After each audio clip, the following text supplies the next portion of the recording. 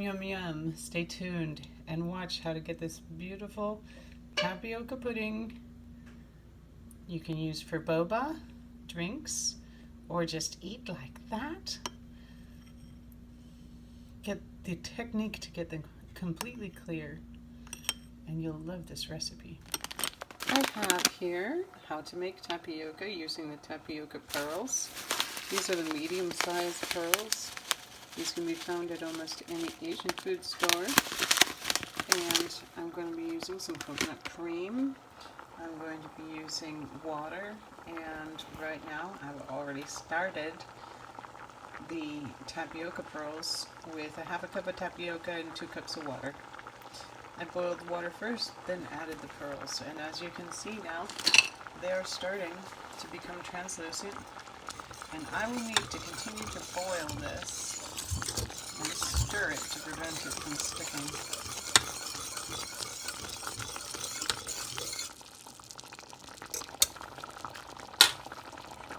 I'm going to turn it down to a simmer now. This is the point where it will turn down to a simmer. And I'm just going to watch it while it cools.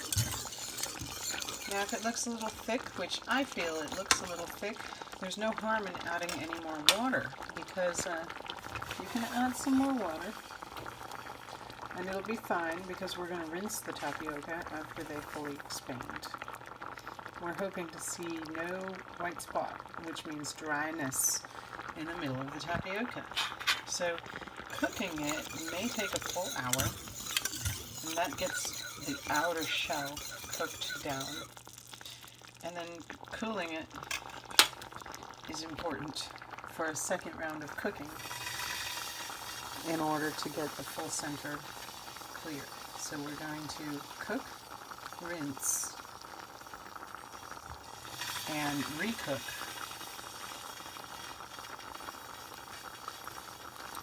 I'll get back in as soon as I get this boiled up to the stage where I'm going to strain it. I'll be back. I've added more water, you can tell. And you can see that I've got a lot of little balls in there that have white dots.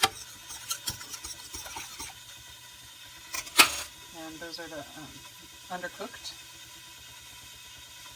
And there's little pieces of tea floating around in there. You can add almost anything. I accidentally added some tea.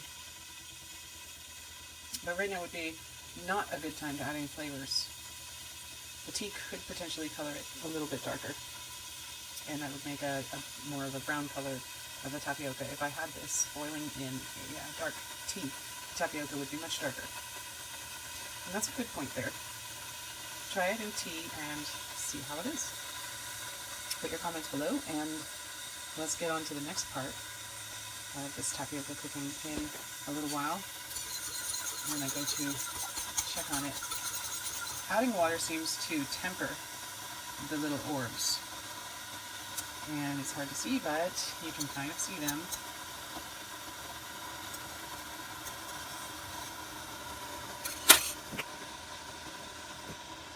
And they may be a little bit more tempered.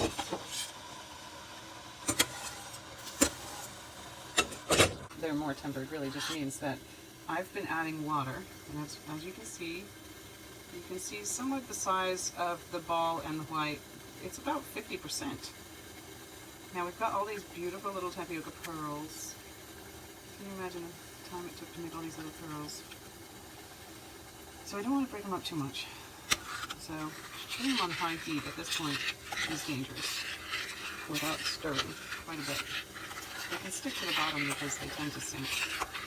So it's best to have boiling water when you add water. But when I say tempered, it's because I've been adding slightly cooler water. And what I've noticed is that helps to get into the center a little further without breaking the balls up. If you start the tapioca in cold water, the little balls will just break apart into a flour, and you'll have a large gelatinous mass. You can still pour it into a shallow dish and cut it into squares, and it'll be like tapioca squares, but you're not going to get the full tapioca. If that happens, don't worry. You can still rescue it by pouring it into a shallow cookie sheet, letting it cool, cutting it into squares, and you'll have large squares of tapioca as long as you don't add too much water.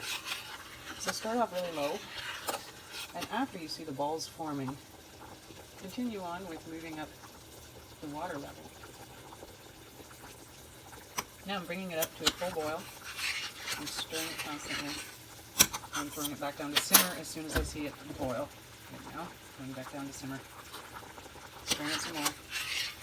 Tapioca takes a while because you're trying to maintain that little shape. You want to cook it delicately.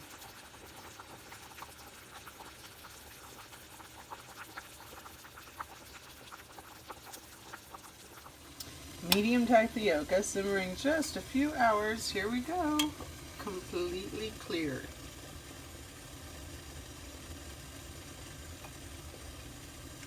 Perfect. Now, with this tapioca, I want to make sure I get the largest size. So I'm just going to add more water. I'm adding hot water.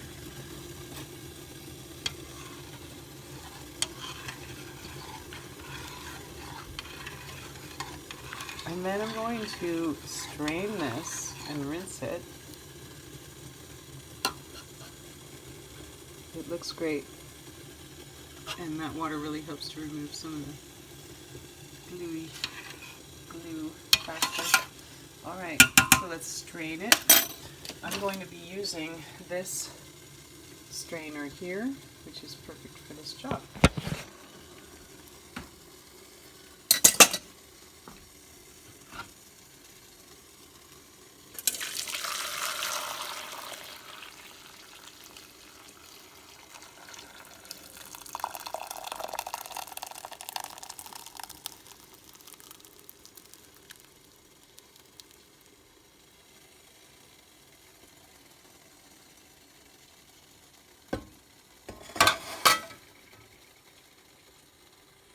Just wait for it all to drip in.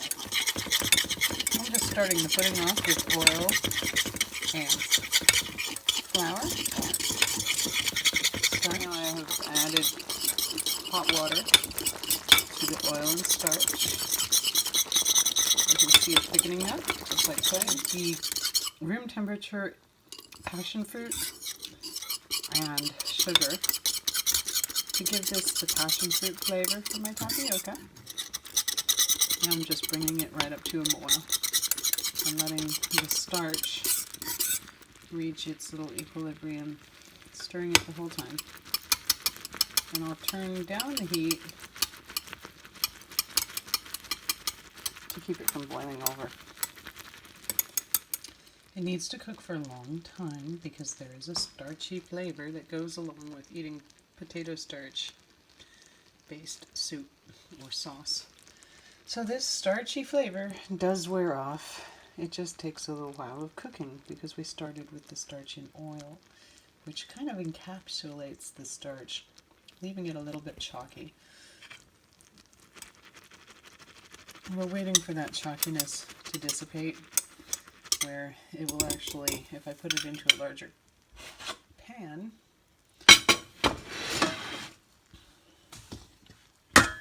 I can get more bubbling out of it.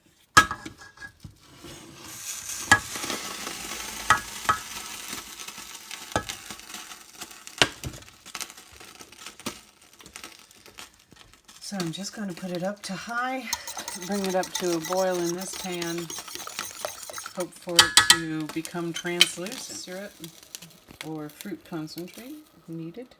Depends on the flavor you're going for. The strength that I'm using will require 1 cup.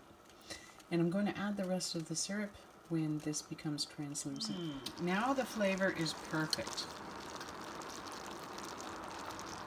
It's a honey-like consistency, and when I leave it in the spoon and I let it cool, it gets a little stiffer. And that's what I'm looking for. So now I can take the tapioca pearl in the flavor of the sauce that I want for the pudding and add the two together.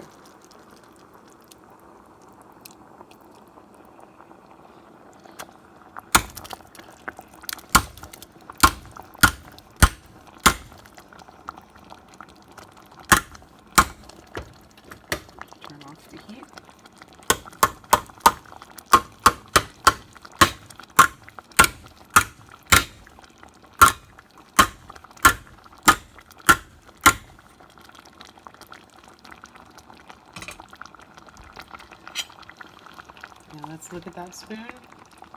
It is holding, and that is a pudding-like consistency. So I'm going to mix it all together. The heat is off so the tapioca balls will not stick. And now it's ready to put into little ramekins. You can see it close there. It is ready. It has very tapioca pudding consistency, and that will get thicker as it cools. The tapioca balls are in there, and you can do a sample taste.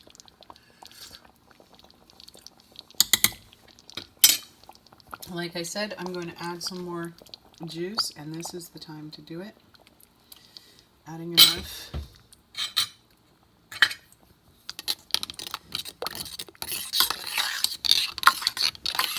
This is passion fruit.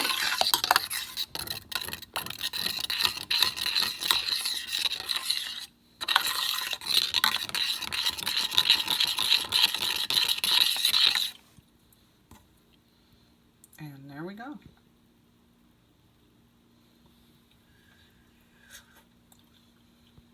Taste it.